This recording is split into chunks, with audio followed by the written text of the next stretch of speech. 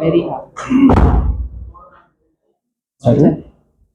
इस वक्त मेरे साथ मौजूद हैं शिवसेना की बहुत ही स्ट्रांग कंटेस्टेंट, हम कहेंगे बहुत ही स्ट्रांग चेहरा शहनाज ऐंसी जी, और जो कि मुंबा देवी के क्षेत्र से चुनावी मैदान में है। बहुत बहुत स्वागत करेंगे आपका।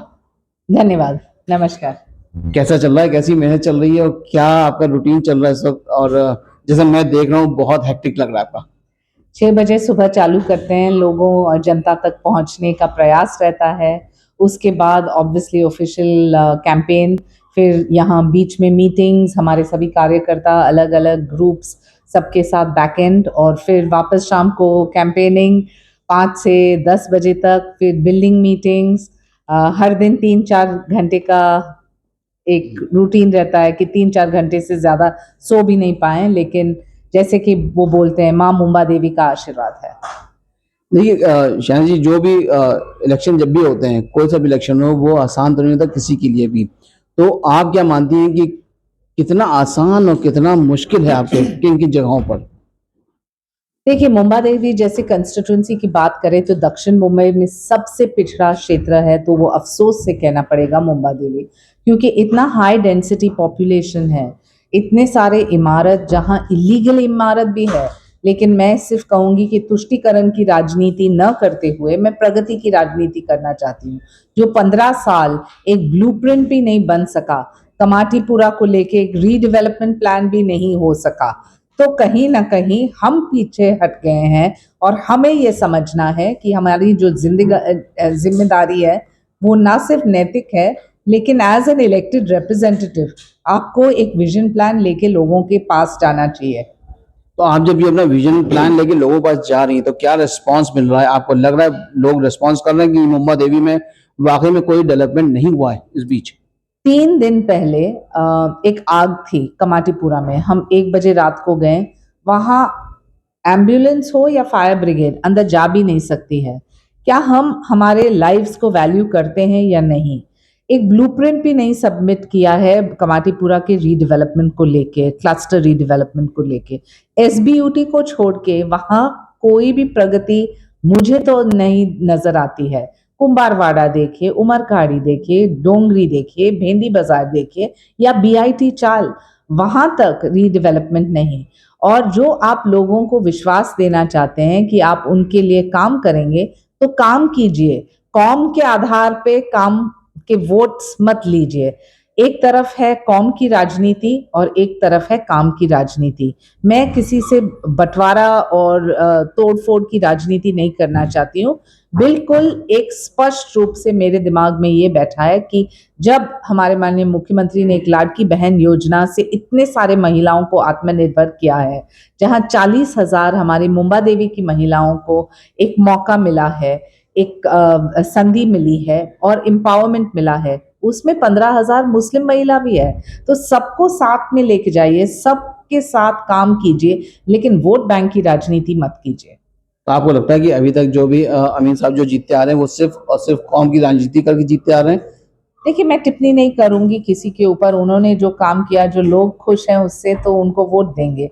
लेकिन जो लोग को लगता है कि 15 साल आपने एक नेता को चांस दिया और वो नेता ने आपके लायक काम नहीं किया, तो एक नेत्री को जरूर मौका दीजिए। जब इतना टफ कंपटीशन है, तो आपको क्या लगता है आपको कितना पेनिट्रेट करना पड़ेगा कौम की राजनीति को तोड़ने में? मैं वापस तोड़ने में नहीं जा रही हूँ, एक विजन प्लान है मेरा। देखिए, जहां तक महिलाओं का सवाल है, मुझे लगता है कि हेल्थ, एजुकेशन और बेटर सैनिटाइजेशन, क्योंकि जो साफ स्वच्छ वातावरण है, तो हम एक संकल्प ले सकते हैं कि समाज में कुछ परिवर्तन लाए। लेकिन मुंबा देवी की एक एक गली में आप देखेंगे कि स्वच्छ भारत अभियान तो दूर की बात है, जगह ही नहीं है। ओपन स्पेसेस और सबकी चर्चा हम कर भी नहीं सकते हैं। तो आई थिंक क्लेंडलीनेस, हाइजीन, और एसबीयूटी ने ये कर दिखाया है उनके बोरा कम्युनिटी में, कैसे उन्होंने रीडेवलप किया और साफ स्वच्छ जगह भी रखा है, थोड़ा जगह रखा है इन बिटवीन, और वो देखने लायक है। लेकिन जो मुंबई जैसे शहर में एक तरफ बीडीडी चौल का एक उदाहरण आप ले तो 150 स्क्वायर फुट का घर किसी को 300 मिल रहा है, किसी को 500 मिल रहा है और वो तैयार भी हो गया है, तो क्यों यहाँ मुंबा देवी में नहीं? दक्षिण मुंबई की बात करें तो 20 साल से मैं और मेरे परिवार हमारे संस्था मुंबई माझी लाडकी और जायंट्स वेलफेयर फाउंडेशन से काम करते आ रहे हैं, लेकिन आप देखेंगे कि इंफ्रास्ट्रक्चर, कोस्टल रोड हो, मेट्रो हो, अटल सेतु हो, वो सब कनेक्ट करता है दक्षिण मुंबई को, लेकिन मुंबा देवी अभी भी पिछड़ा है। एक मुंबई कॉरिडोर भी नहीं है, वहाँ कोई भी सोच विचार नहीं कि हम एक ब्लूप्रिंट प्रेजेंट करें कैसे हम आगे बढ़ सकते हैं। तो इसके लिए राजनीतिक इच्छा शक्ति और बहुत मनोबल की आवश्यकता है और मैं उम्मीद करती हूँ कि माँ मुंबा देवी इस आशीर्वाद के साथ मुझे आगे बढ़ने दें। आपने पॉइंट्स तो बहुत अच्छे रखे हैं, लेकिन आपका ननिहाल जो है वो बोरा कम्युनिटी भी है, बिल्कुल। तो बोरा मेरा कम्युनिटी से आपको कितना सपोर्ट आ रहा है, क्योंकि वो भी एक कौम है और मुस्लिम कौम है। नहीं, देखिए, कौम से कोई आपत्ति नहीं है, लेकिन वो कौम को आप सिर्फ दबा हुआ, पिछड़ा हुआ रखेंगे आपके वोट बैंक के लिए, ताकि उनको भी पता नहीं कि आपके अलावा क्या है, तो वो लोगों को गुमराह कर रहे हैं। मेरा ननिहाल बिल्कुल मुंबा देवी में ही है, मदनपुरा में, नागपाड़ा में मेरी माँ की परवरिश हुई है और मैं कहूँगी कि मुझे गर्व है कि हम एक प्रतीक हैं of Hindu Muslim as well as Jain, क्योंकि मेरे पति तो मारवाड़ी जैन है राजस्थान के, मेरे पिता है एक हिंदू गुजरात के, लेकिन यही है भारत की विशेषता, अनेकता में एकता। हम भाषा की बात करते हैं तो today if we speak Hindi, Marathi, English, Gujarati, we connect with people और कोई डिविजिव पॉलिटिक्स नहीं है, लेकिन प्रगति की राजनीति करना बहुत जरूरी है और यही एक लक्ष्य रहेगा। एक चीज हम आपने जिक्र किया कमाटीपुरा का, कमाटीपुरा सिर्फ हिंदुस्तान में नहीं बल्कि पूरे दुनिया में नाम उसका है कमाटीपुरा का। आप वहां पे गई तो आपको वहां पे जो रेड लाइट एरियाज थे वहां पे औरतों से आप मिली होंगी, तो उनकी जो दुर्दशा हम बोलेंगे जो इस वक्त है, और उसके पीछे ये हम जमाने से सुनते आ रहे हैं कि उनको एक पॉलिटिकली उनको दबाया भी जाता है, उसको एज इट इज छोड़ा गया है। क्या आप क्या कहती हैं उस पॉइंट के ऊपर? पहले तो मैं समझती हूँ कि हर एक महिला का सम्मान करना बहुत ज़रूरी है। कमाटीपुरा में जो हमारी बहन है, उनके ऊपर व्यक्तिगत टिप्पणी करना मुझे लगता है कि बहुत ही घिनौना है और मैंने देखा है कि राजनीति में भी ये हुआ है मेरे साथ।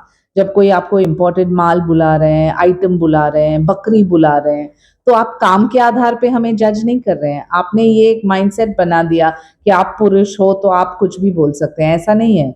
इसलिए ये मैं जोड़ रही हूँ क्योंकि ये एक अलग ढंग से राजनीति में हमने झेला है, लेकिन कमाटीपुरा में जो हमारी बहन है, उनकी भी जो समस्या है, उस समस्या का समाधान तब हो सकता है जब आप संवेदनशील हो और आप चर्चा करें। आपको पता है, इतनी बार मैं जाती हूँ प्रचार के लिए कमाटीपुरा में और इतने सारे महिला मुझे बोलते हैं, आपको पता है कोई और आता ही नहीं मिलने, कोई और आता ही नहीं बात करने, कोई और आता ही नहीं समझने के लिए। और वो इतने उम्मीद के साथ आए हैं कि मैं ज़रूर कहूँगी कि एक महिला के नाते मैं समझना चाहती हूँ, सुनना चाहती हूँ और उनकी आवाज़ भी बनना चाहती हूँ, और कोई मेरे दायरे के बाहर नहीं है, सभी दायरे के अंदर। एक चीज हम कहेंगे आपसे, आप जीतती हैं इंशाल्लाह, तो आप कमाटीपुरा के लिए खास तौर से रेड लाइट एरिया के लिए अब क्या करना पसंद करेंगी और क्या कर दिखाएंगी आप? सबसे पहले मैं ये कहूँगी कि नैतिक जिम्मेदारी के साथ एक सामाजिक जिम्मेदारी हर एक नागरिक की है। साफ स्वच्छ रहो, घर के बाहर कचरा मत फेंको, ये मुहिम बहुत ज़रूरी है। इसके साथ साथ एक कंप्लीट ब्लूप्रिंट कि हम कैसे एक क्लस्टर रीडेवलपमेंट कर सकते हैं कमाटीपुरा में, इसमें सबका सहयोग चाहिए। और आदरणीय मुख्यमंत्री ने कल हमारे कार्यालय के उद्घाटन में ये आश्वासन भी दिया है कि Kamathipura redevelopment project will be the first project that this government takes on. और जो मुंबा देवी के हर एक रहवासी देख रहे हैं कि दक्षिण मुंबई में एक मलबार हिल है, एक कोलाबा है, एक वर्ली है, एक भाईकला है, एक सिवरी है, जहां इतना फैसिलिटी और प्रावधान मिला है, तो आपको मैं आश्वासन दे सकती हूँ कि मुंबा देवी एक मॉडल कंस्टिट्यूंसी बनेगा।